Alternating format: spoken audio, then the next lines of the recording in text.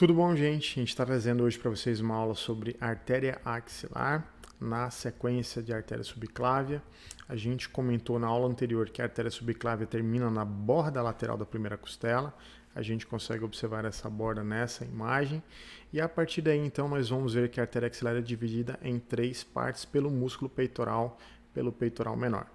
A primeira parte dela vai estar presente entre a borda lateral da primeira costela e a borda medial do músculo peitoral menor. Então, vou retirar aqui o peitoral menor para a gente conseguir visualizar a primeira parte com maior precisão.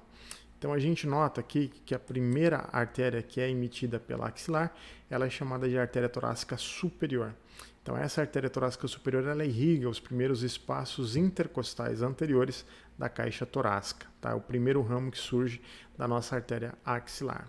A segunda parte da artéria axilar, nós vamos observar que são originadas duas artérias. Então, nós temos aqui a artéria tóraco-acromial, e lembrem que essa artéria tóraco-acromial, ela se ramifica em 4 diferentes ramos. O primeiro ramo que nós podemos mostrar para vocês é o ramo peitoral, que é responsável pela irrigação do peitoral maior e do peitoral menor. Nós temos aqui ainda o ramo deltoide, que se dirige então para o músculo deltoide. Nós temos ainda o ramo acromial e temos também o ramo clavicular, que aqui no programa não aparece, mas são 4 ramificações que vão surgir da artéria tóraco-acromial. Então, o ramo clavicular ascenderia aqui em sentido, em direção à clavícula. A outra artéria da segunda parte da axilar seria essa artéria aqui, gente, é a artéria torácica lateral.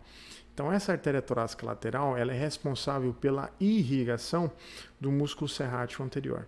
Então, são essas duas artérias que nós teremos na segunda parte da artéria axilar. E, por fim, agora nós vamos observar que a terceira parte da artéria axilar, nós teremos 3 artérias.